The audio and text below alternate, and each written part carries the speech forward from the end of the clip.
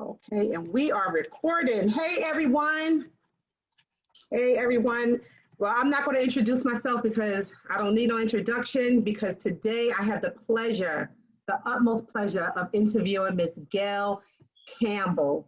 All right, so Gail, please tell us who you are. Tell us who you are.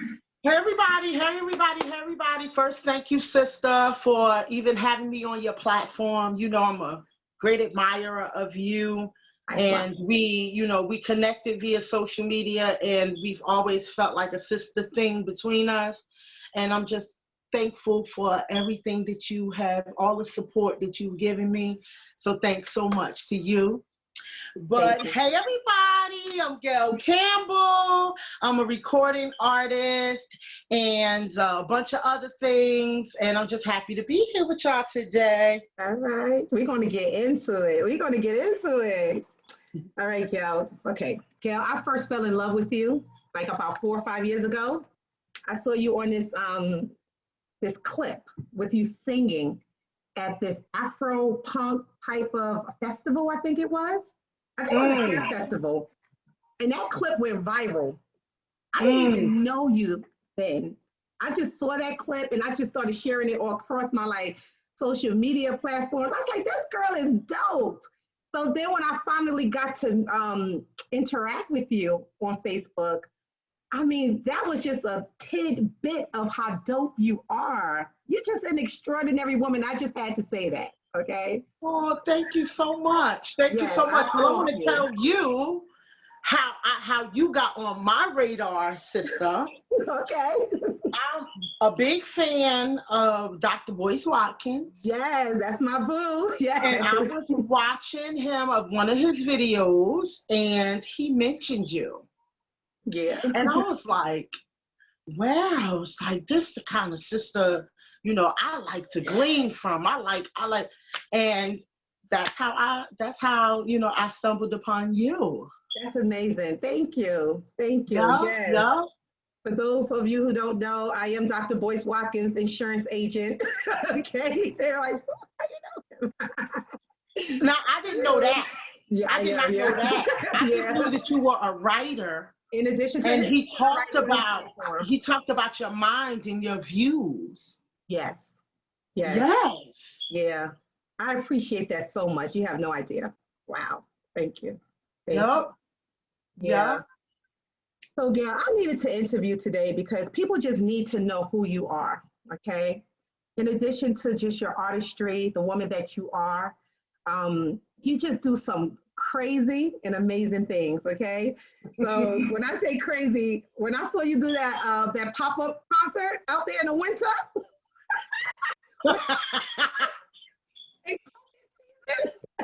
yes. Bring it, but wow. So we're going to talk about that a little later. Yeah. But you do have a new project that's coming out that is centering Miss Sarah Vaughan. And I wanted you to talk a little bit about it first, and then we're going to get into the other stuff later. Well, with my album Bloody Waters, people have this idea of who I am as an artist, and it's just not a full picture. Right. So, during this pandemic, all of us who are in the business, who are in entertainment, we've had to be creative and finding ways to express ourselves and share our art. Because, we're not going out and doing shows and stuff like we used to. Right. So, I was just, feeling my jazz energy. And I love singing jazz. I love jazz artists. And I just started thinking, how dope would it be for me to do a tribute to Sarah Vaughan? She is the original daughter of Newark. And I am a daughter of Newark. One daughter of Newark paying tribute to another. So I just thought that would be amazing. And I, ran it across with my team, and everybody thought that would be wonderful. So we just said, all right, let's do it. So I'm so excited about that. Okay. And the project, what is it going to encompass? Just like jazz tunes, or are you going to flip it up? Are you covering her tunes, or are you going to cover her tunes and remix it to a a new sound, you know, today's sound? Like, what are you going to do? I'm excited to know.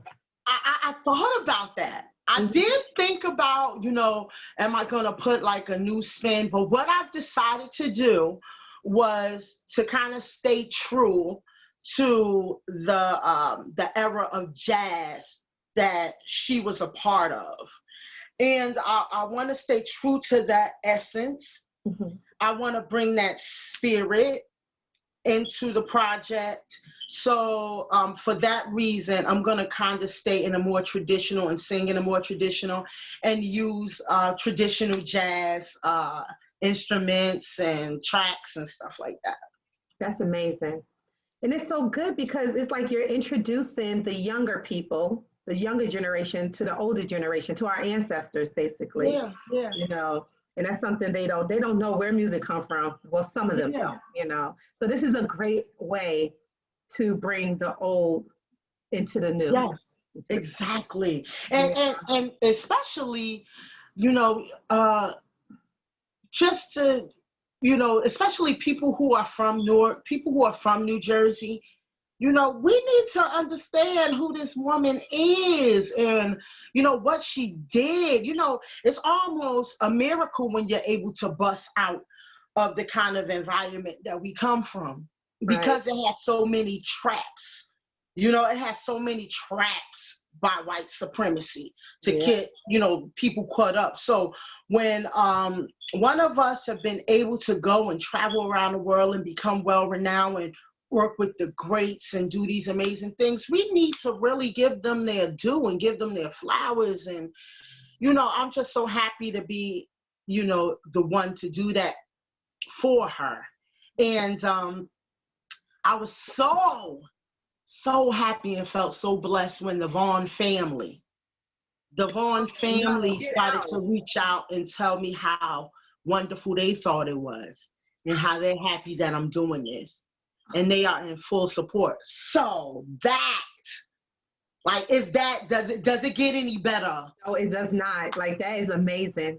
It's like they gave you the blessing. They passed the baton to you. Wow. Yeah. And because, you know, some people are like, nah, you know, keep my loved one's name out your mouth. You know, you're not worthy. But, you know, they are like, yeah, we think that this is amazing and we thank you. Like, one of her relatives from California reached out to me. You know, some of her relatives that are still here, they think it's wonderful. And I just know that I know when that happened, I said, okay, God is in this. Yes. God is in this. Amen. Yeah. That's what I'm talking about. Oh my goodness. Yeah. Okay. Yeah. So, Miss Gail, first of all, I can't wait for that project to drop. I fell in love with Bloody Water. Well, I'm saying Muddy Waters because I'm thinking of Muddy Water. So, but because he inspired the name. Right. And we did talk about that last year in an interview that did not go out, and I do apologize, but you did a nice piece though. You did a little short piece, and you put it on My Black World, and I thank you. I needed to do more for you, sis. That didn't do it justice. But please talk to us a little bit about Bloody Waters. First of all, my favorite track is You Don't Know Love. Okay, when I hear that joint, I feel that in my bone. First of all, where did that come from? It had to come from a place of pain. Ooh, girl. You know, Don't Know Love was, I think, the second song I did when we went in to record the album. And, you know, my songs kind of write themselves in a way, you know, 'cause I kind of let go and I release myself to let the song and let the stories, because I believe that they kind of exist already. And I'm kind of the vessel that they come through. So when I started writing Don't Know Love, I was even shocked by that pain that was coming out. You know, it did come from a painful place. I had a very, very painful breakup. You know, for me, it was painful, probably not for the other person, Right. but it was extremely painful. And I did not intend for the album to express all of that, but it was my outlet. I didn't try to do it. I wasn't trying to write about it, but every song would just happen to be about it. And yeah, that it does come from, you feel that because the spirit on there, when I was in the booth, when I was writing it, when I was singing it, that's what I felt. Right. Mm-hmm. And I felt it too. I was getting slapped. You know, and it's so funny because when I had bought your album last year, I was going through sort of like a little breakup myself, and I was playing that song, and I was like, shoot, that Negro don't know no love. Shoot, you know, I was really feeling it, you know. But yeah, because that's the way I felt. I felt like, I said, you know, when you give somebody so much and you realize, okay, well, if they don't know love, you know, you don't know love. And right. how it was in no other way I can put that. Like, you don't know love. You don't know because love, if you would accept did, love. right. And even if it had to end, if you knew love, it wouldn't have ended that way. You know what I mean? Right. Got You know? you.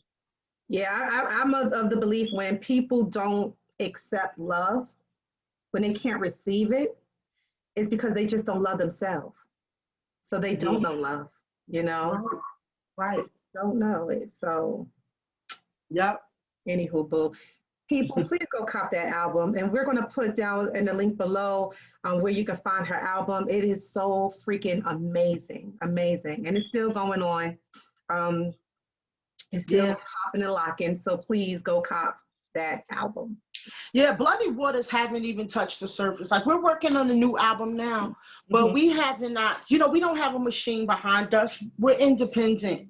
Right. So it hasn't even scratched the surface of what it can do. Right. So we still even though the album came out 2 years ago, we're still pushing it because we got a lot of ground to cover. Wow, 2 years. Right. It did come out in 2 years ago. Right. Yeah. We still got a lot of ground to cover. We're starting to be played in different parts of the country, different parts of the world. People are catching on, but we got to keep on plugging away at it, you know? Yeah. I bet you that album is one of the albums that will become very popular within the next 5 years. And I'll be one of those people that say, look, I've been listening to that 5 years ago. Y'all late, you know? Yeah, I touch and agree with you. And my daughter tells me that all the time. She's like, Ma, you know, Fetty Wap was pushing Trap Queen for 2 years before they caught on to it. Yeah. Like, you know, so she like, and then I heard, you know what was really inspiring? Right. Lizzo. Lizzo's album had been out for 2 years, and Issa Rae put it in an episode of Insecure, and that's when it blew up. See? Yeah. Yeah, I hear so it's like from a lot of artists. I hear that from a lot of artists. Like, they put music out, it's been popping and locking, and you know, on a small scale, but there's one opportunity to bring it to light, and then it just blows up. Yeah, and we believe that. We believe that for Bloody Waters. Yeah. Like, we know and we believe that it is a great piece of work. We put our hearts and soul into it. And we believe that we didn't even begin yet. We're thankful for the love that we get. Oh, but people are still discovering it. You know, people are hitting me up like, yo, heard your song. We played it on my station last night. We love it. Oh my God. You know, it's that hot. It's that album's hot. It's hot. And it's different. It's so different than what we're listening to today. Like, the music today, it's like, it's different. I'm not going to trash the youngins, but the music is way different. And your music, it reminds me of that classic rock / deep soul / slash, you know, R&B. We don't know what it is, sis. It's just, it's a gumbo, right? Yeah, it's a gumbo of just great music. Yeah. Like yeah. I don't even know how to categorize it myself. I just say it's us. That's all I know. It's us. Yeah. But yeah, thank you for that. You're welcome. So Thank you. sis, let's get into that pop-up concert with your ass out there in a coat with that cute little dress on with no jacket on. I'm like, wait, girl. I know. Wow. The things we do for the art. Yes, yes. Please tell me what made you think of the pop-up concert? And you were going to like different destinations from Brooklyn, you did it in Newark. Tell us a little bit about how you came up with that concept. And Well, the pandemic, you know, when I was kind of on a roll with a nice little tour, you know, right, you were going around. Lined up for the 3 months, for 3 months worth of stuff going on, and was still adding on to that. So we felt the momentum, so excited. And then when everything got shut down, you know, artists just had to be creative. Like, how do we stay in the public consciousness? How do we stay in their face? We don't have any shows to promote. We're not.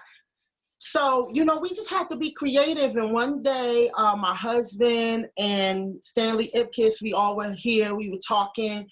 And I was like, you know, we just need to do pop-up concerts. Stanley Ipkiss's wife been trying to persuade me to go sing on the street for years. And it was just something I did not want to do. But then I thought that we could really do this in a really creative, artistic way. Not just standing on the street, like, you know, singing the way, not that there's anything wrong with that, but I'm just saying, we could do that in a really creative way. So we started, my husband came up with the name Pandemic Pop-Up.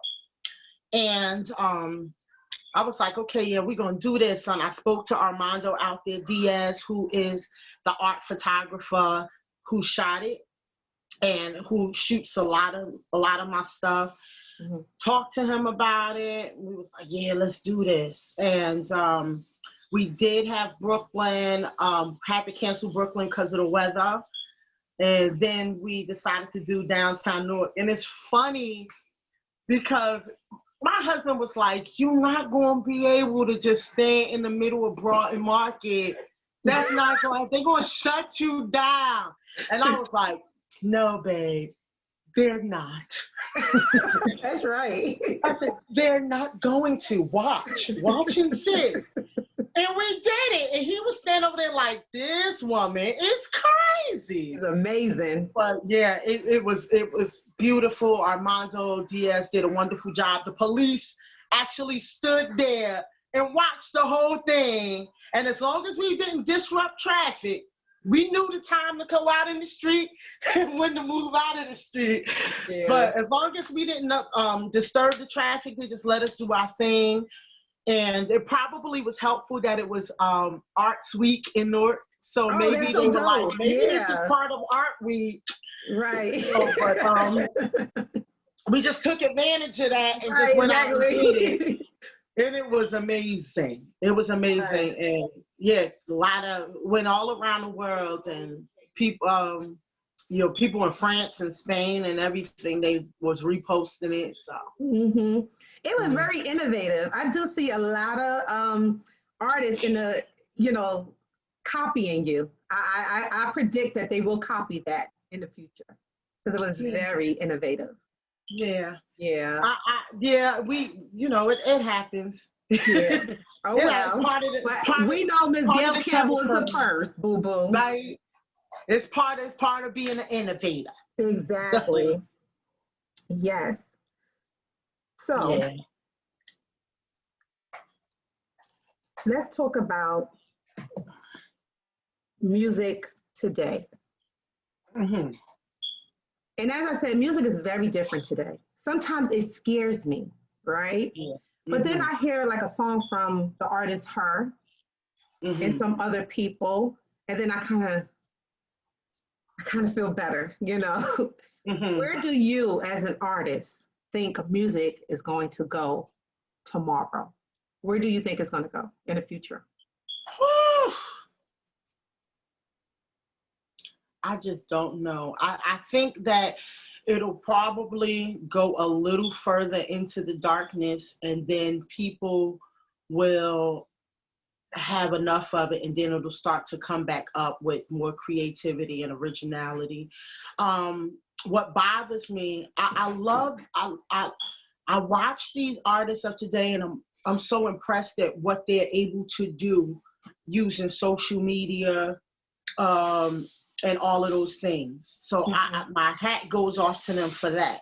Mm-hmm. Um, as a person who is a real artist and come from real artists and being around real artists, I am bothered by um, by the fact that artists aren't trying to be different and have their own sound. That bothers me as an artist, to be honest with you. Like, I'm not trying to kick any of these artists that's out here. I do respect them and for their grind and all of that. But I come from an era where like sounding like someone else was like the worst thing you could do. I don't care how dope you were. So I can't tell them apart. Right. So, but there are some, because of the internet, you really can go and find great music. Like, I talk to my uncle all the time. My uncle called me from Florida, sis, complaining all the time about the music of today. He's a musician, producer, and he's like, I don't understand, the radio. I'm like, stop listening to it then. The internet affords us the opportunity to go and find whatever it is you're into. The artists are out there. You got to go find the artists that you are interested in. If you start to pull up you start to pull up me, you're going to find other artists just kind of doing something kind of in that same vein. If you know what I mean? So yeah. I am bothered that everybody sound the same. I'm bothered that everybody look the same. But I think that it's got to hit a peak.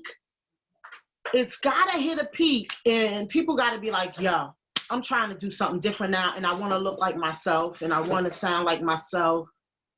At least I'm hopeful that it will. Yeah. I'm hopeful that it will too, because as Black people, you know, we are the creators of a lot of things, especially when it comes to different genres of music. So I'm almost certain that, you know, hopefully someone will revamp it again, come out with something different, and save music. I mean, I know you're here to save music too. I know you're here to save music. Yeah. Woo! Yeah, I know that for a fact. Which leads me to my next question. All right. You silly. Now, you know I call you Baby Tina.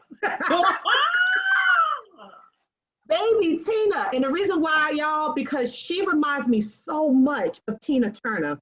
Like, where she's at in her life when Tina got her second wind in entertainment. She emerged a woman in her 40s. She emerged a woman that has gone through a tremendous amount of pain in her life. Okay. She emerged just brand new, and she had a new hubby that was younger than her. Woo! Okay. You remind me so much of Tina Turner. It's like the second coming of Tina. Now, I know you're the first Gail Campbell out there. I know that, okay? But the comparison to Tina, do you get that a lot? I do. And even I can hear it. I can hear everybody that I love. I can hear them in me. Mm-hmm. Like, I can hear Tina Turner.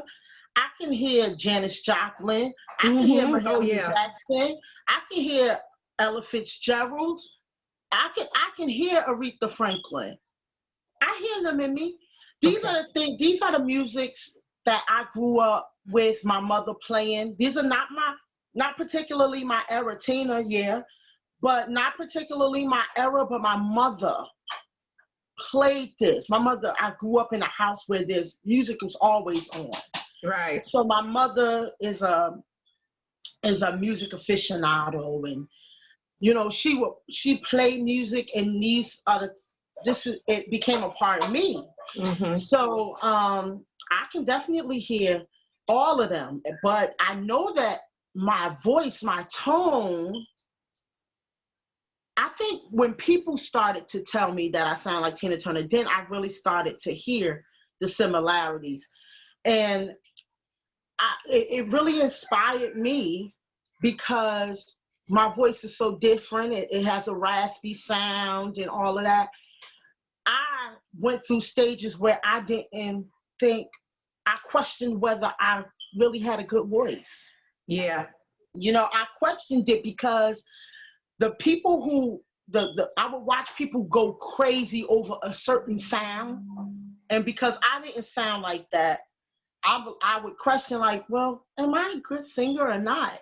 Right. But, you know, when I look at the people who have a different voice, like Tina Turner, and what she was able to do, you know, I realized, oh, that's why I'm special, because I don't sound like them. Yeah. That's why I stand out, because I don't sound like them. So, you know, I got that same everything that you're saying. A couple of years ago, when I first started on the Bloody Waters journey, I was sitting in a car. I was at my brother's house in East Orange. I was sitting in a car, Mm-hmm. and God spoke to me and said, take care of yourself.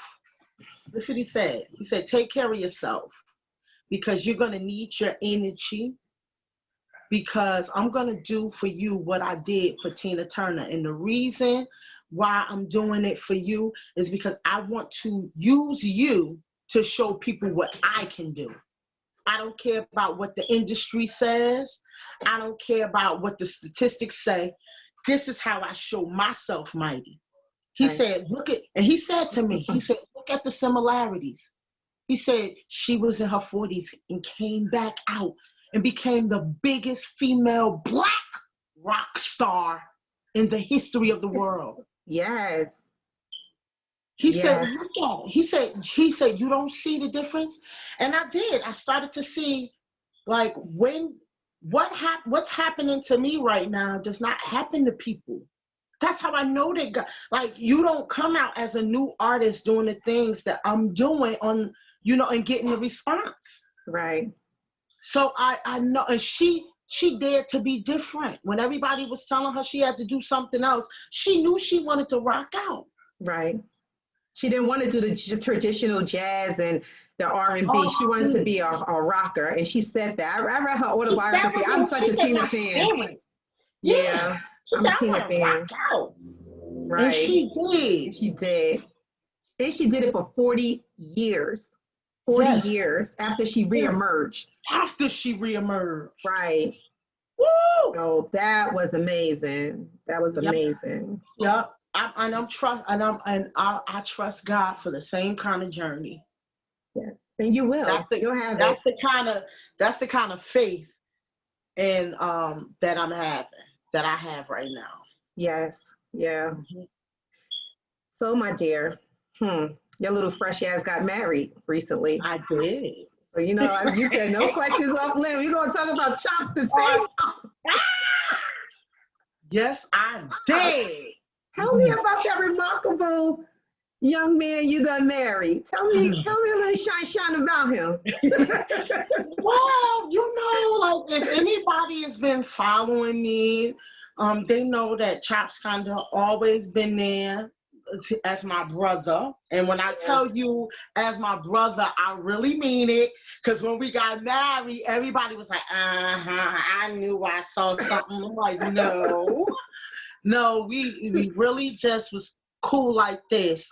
Chops grew up with my brothers. Okay. And, you know, he, a few years ago, he asked me to be on a song with him. I did it reluctantly, but the song kind of blew up on the local level. And so that made it, because the song did so well and people received it so well, that made it that facilitated me having to be with him and going out and performing and stuff like that and spending more time. And then we just developed our own friendship that turned into a very special type of thing where we started to kind of notice that we were kind of spiritual twins. Yes. We would share everything together, things that we could not share with even the closest people to us. We would share with each other because we just felt safe. You know, Yeah. He watched me go through what I went through on the Bloody Waters thing, and he even come for me. If you listen to the album, he like, what you want to be that nigga friend for? You know, if you listen to the album, that's him. He's so Newark. I love it. Yeah. Oh my gosh. Like that's what he was saying. And so that was so true. And and we, you know, just was always, he watched me go through a rebound relationship and just was always there. I'm there for him. And just always just so close and never ever seen each other in any kind of romantic way. Right. But we used to have like these Netflix and chill type of situations where, you know, I call him, what you doing? He like, oh, I'm chilling. I'm like, come over, let's, I want to cook something. Let's chill out. Let's watch Netflix. And he would always do that. And we would do that from time to time. Yeah. And, you know, it was, now that I look at it now, we can see that this was not normal, how our relationship was. We were too close. So it's like we would cuddle on the couch watching TV like best friends. They close, but they don't cuddle, okay? Right, exactly. We cuddle on the couch watching movies, laughing, fall asleep. He'd get up, he'd leave. And my daughter would say, Mommy, it's like you and Chops are in a relationship without being in a relationship. That's what she would say. I'm like, yeah. I'm like, she's like, have you ever thought? I'm like, no. I was like, a couple of people asked me, have you ever thought of y'all being together? Because, like, y'all love each other. I'm like, absolutely not. Absolutely not. Wow. So what was the turning point? Well, we did a Netflix and chill night. And so I'm laying there in his arms like I always do. We watching a movie and laughing and talking. And, you know, I had prior, I would say maybe a year or so prior, after the rebound relationship, I made a promise to myself and to God that I would take time to fall in love with God and fall in love with me until I knew that I was enough.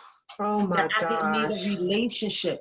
I had been in a relationship since I was 15 years old. Girl. Dang. And I'm talking about one long relationship after another. I'm talking 7 years, 14 years. You know what I mean? My whole I know what life, you're saying, yeah. I've never ever took time to find out who Gail was without another person. Wow. And that's hard to do because when we get into relationships, you kind of like, as women, we mold ourselves around our men, you know, usually. So sometimes when they leave the relationship, we're left like confused and dazed. And upset and angry. Like, how did I let this happen? You know, and then you have to reevaluate who you are as a person in order to get yourself back, you know. But like I always say, self-love is the best love. When you love yourself, it teaches other people how to love you. So it's no wonder how you took time for yourself and you got the love of your life. Yeah. You know? Yep. He saw how you deserved to be loved. Yep. He stepped up and did it. That's what's up. Yep. So I wasn't looking for anything. I was happy with where I was.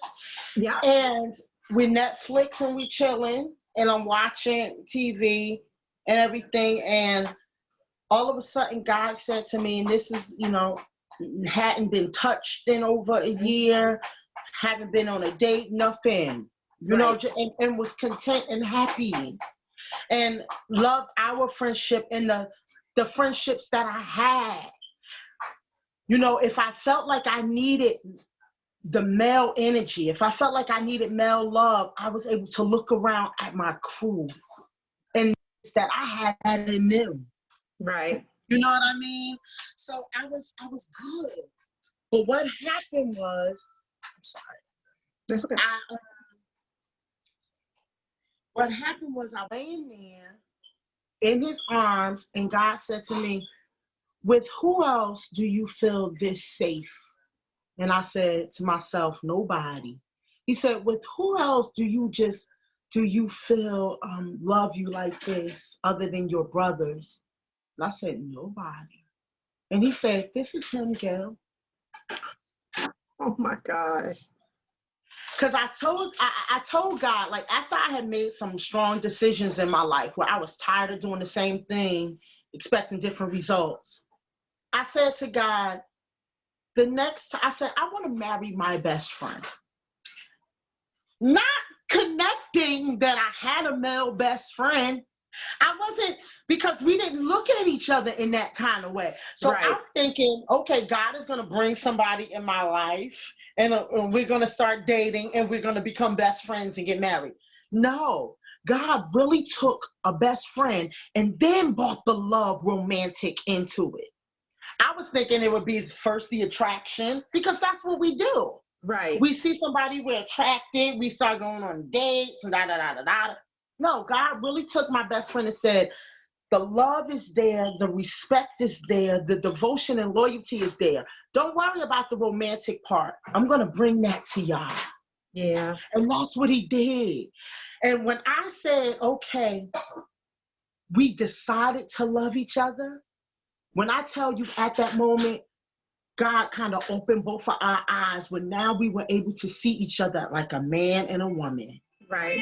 So now I can see him and say, oh my God, were you that whole time? And he would say the same thing to me. He's like, I never saw that you were sexy. I never saw you in this way, because our friendship wouldn't allow us to see each other like that. Right. So we talk about it all the time and we see it as a beautiful gift that God gave us.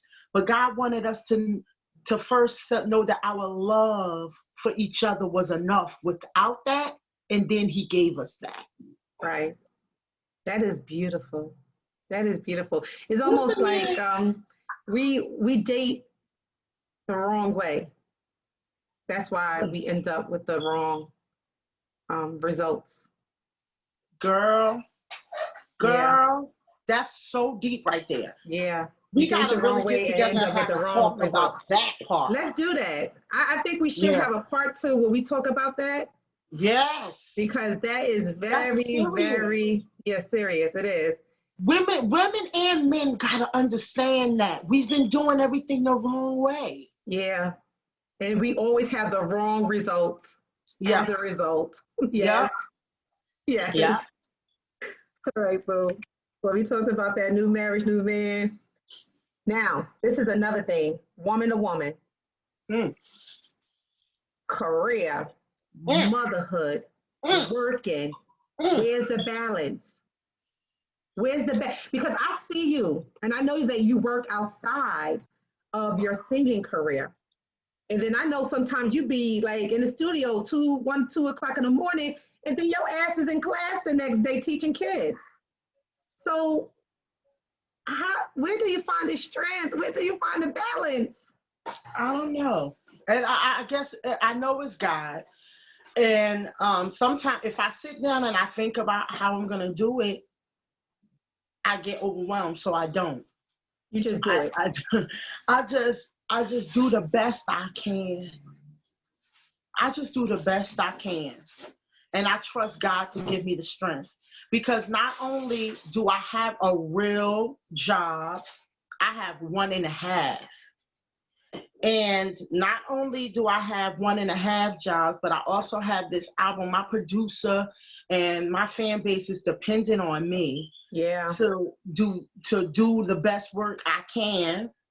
I have my children, I have my family, I have my home, which I'm not ashamed to tell you, look, an absolute hot mess right now. What y'all see is nice. But girl, I need to get up in here and clean. No, I understand. I do the best I can. And also I'm in ministry. So, I get a text message from my pastor. I need you to be on standby to bring a word tomorrow if we need you. So I have that on my mind. So it's a lot. And if I think about it too much, I might get overwhelmed. So what I do is I just do the best I can. And I thank God that that he's been allowing me to do everything I need to do. And I don't beat myself up anymore about my shortcomings or not always being able to keep all the balls in the air. Like, it was a time where I would look around, I would get depressed if I'm like, my house is dirty, I'm tired, I can't do all that. I would get depressed. But now I'm like, yo, this is my home. I'm not on nobody's clock when it comes to this. I get this done when I get this done. Yeah. I've learned to cut myself some slack. Yeah. I'm not My mother perfect. told me that. She was like, that's your house, girl. Nobody do it. You get to it when you get to it, okay? Don't be so rushed to make sure everything is neat and clean all the time. Because you have things to do. Right. So, and I come from a household where my mother never worked. My mother never worked outside of the house. So my mother is a domestic goddess. Okay? So I grew up thinking, she worked for herself, but she was always home with us. So yeah. So my mother always had dinner on the stove. My mother always had a clean house. Exactly. So I put that on myself, but then I had to realize my mother's life is not like mine either. My mother didn't work. My mother wasn't working on an album. My mother wasn't doing, and because I asked God for all these things that I have, I don't complain about it. I just do the best I can, and I trust him with the rest. Correct.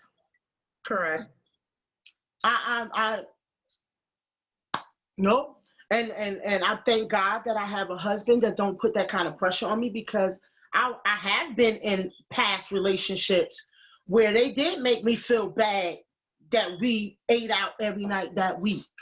Right. Or that the laundry hasn't been done. They did make me feel bad. Right. But I thank God that I got a husband that's like, what if you don't feel like it, it's all right. I'm not gonna make you feel like some kind of feel bad for it, right? I hear that, sis. That's what's up. Oh my God. Yeah. All right, sis. We put too much pressure on ourselves as women. We do. Gotta look good. You gotta, look a certain way, be a certain way, act a certain way, have a certain, have certain things. It's just too much. It's too much. It gets to be too much. So, and I've gained so much weight during the pandemic. You look good, boo. You don't see the stomach and stuff. But anyway, thank you. Good loving. That's good loving. What are you talking about? But that's another thing I cut myself some slack on, because I'm not one of those naturally skinny people. So it takes a lot of work for me. It takes a lot of focus for me to stay a certain size. Right. So I'm like, okay, Gail, stop. For one thing, this is your first year of marriage. It happened. Happy weight, It's happy weight combined with pandemic weight that everybody has gained. Everybody done gained. Look, girl, I lost 50 pounds in the pandemic. Don't play. I was not playing. See, some people got on their grind. Yeah, I got on my grind. I was like, oh hell no. Yeah. We getting the universal vacation. Yeah. Me and my son, we went in the other way. We was like, oh hell no, we're not gonna be home eating. No. Yes, and that's exactly what I did. Here, baby, you want to try this? Mwah, mwah, mwah. Don't that taste good? That was us for the first 8 months of marriage and pandemic. So, but I'm like, okay, I gotta get back in the gym. I gotta, start being more, because you're a performer too. So I know. Yeah, but I cut myself some slack. I'm not gonna beat myself up about it like the old Gail would have. You know what? I'm like, I'm gonna take my time. I'm gonna make some changes, and I'm gonna do what I need to do. I'm not putting all of that on me. I'm too blessed. Right. I can't, and I'm not perfect. Right. And I can't live my life like that no more. Right. So. And I'm happy you brought that up, because it goes to our last question, and that's about getting older in this industry.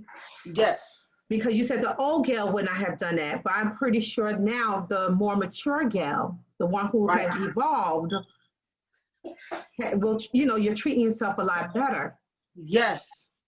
How do you feel with this America? This is a country that idolizes the young Yes. and they pass over the old.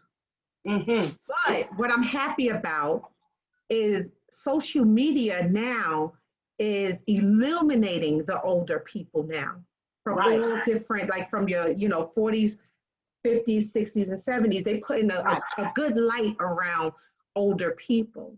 Right. But still, we are in this country that does idolize the young, especially when it comes to music.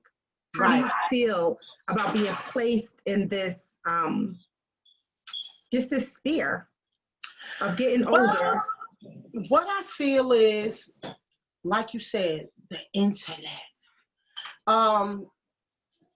It can be one of those things that make you feel terrible, and then it can be such a bright shining star. And I thank God that I'm living in this age where I'm doing everything in this age. God has allowed me to do things in this age where I'm not at the mercy of an executive and a record company telling me that I'm too old or I'm too this or I'm too that. I can literally put out my own music and be my own boss and look for, and the internet allows my audience to find me. And I've always said that I think it's a grave mistake that the industry caters so much to youth and what they're doing, because people who are my age and others feel left out by music. Like, I can't listen to that garbage. Or, sorry, I can't listen to I can't listen to that all the time. Like, okay, I need some musicianship. I need some other stuff going on. So, and I tell my uncle this, the uncle that I was talking about. Because my uncle's a musician. Right. So he goes on and on about, you know, why do they cater so much to a certain type of music, a certain type of artist? And I said, well, you know, that's because they're misled. When there are people who want to hear, I said, if you want to hear it, it's a million other people just like you who want to hear it. Correct. So what I realized is, whatever I'm doing, whatever I love, there are other people who love it too. I just have to focus on them, and I don't focus on who doesn't. I focus on my audience. Right. I'm not trying to get the audience of Megan Thee Stallion. I'm not trying to get the audience of Cardi B. I'm trying to find who Gail Campbell's audience is. And I'm always surprised because, and I notice I can't limit myself because I you know, because I make a different kind of music. I'm a woman of a certain age. You know, it would be normal to think that this is what you must do and these are the people who are going to take to you. But I'm always surprised at who rocking with me. It's like 20-somethings and stuff rocking with me. So I'm like, don't limit yourself and don't think that these executives and these record companies and these people who program radio know what the heck they talking about, because they don't. And if you let them dictate what you do, you're going to be in trouble. Like, just go and do you, and you'll be surprised at who rocking with you. Right. Again, so the internet, if I'm looking at Instagram and stuff and I'm like, well, I don't have a fake butt and an Instagram face. Where is there for me? Right. Then I would not be doing what I'm doing. But if I look at it as a blessing in a way for people who are rocking with me, who are feeling me, for them to find me, then it's a blessing. What's up? So I don't think about who the naysayers are. Right. And again, I know what God told me. I know that he said he's going to do for me what he did for Tina Turner. And he will. So Watch. I'm not thinking nothing about it. All I want is backstage tickets and a chance to sing with you on stage. Girl, you better come up. Back up. You gonna have on your sequence? Yes, I is. Yes, I is. Y'all. You gonna have your sequence on. I'm gonna look back at him like, this your solo. You ready for your close up? That's it. That's all. Yes. Boo, before we leave, can you please sing a little something for me? You don't have to sing the whole song. Please, Boo. Please. What you want to hear? Sing what? Whatever comes to mind. Don't know love. I don't care. You. Okay. Thank you. You say you found another love. And you say she's everything that I could not be. And I prayed so hard that you find that secret thing that lives so deep in me. But you couldn't see me, and you rain me so easy. You don't know love. You don't know love. It's too high above. Yeah, yeah.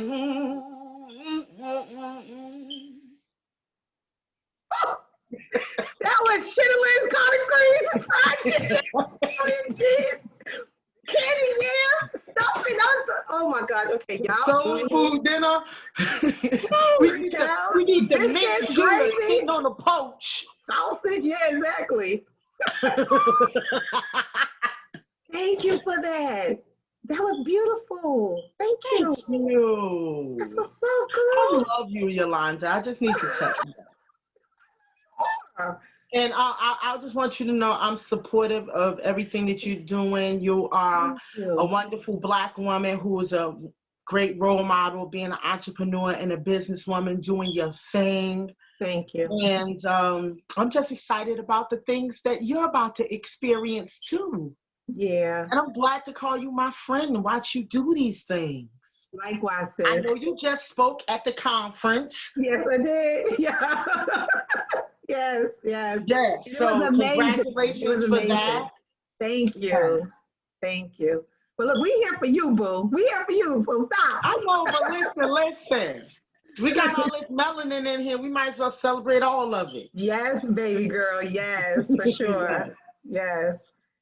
Gail, Miss Campbell, thank you so much for gracing me with this interview. It was amazing. Thank you. Yes, I'm going to put this out, and please, everyone, I'm going to put the link in the description box on where you can follow her. We can get her music. She's amazing. Please pick up Bloody Waters. It is one banging ass album. It is dope. So please pick it up. Go cop it. Anyway, thank you again, my sister. Thank you. I love you. I love you too. Have a great, great, great day. You too. Bye, y'all. Bye, y'all. Hold on for 1 second, sis. How do I stop recording? Hold on.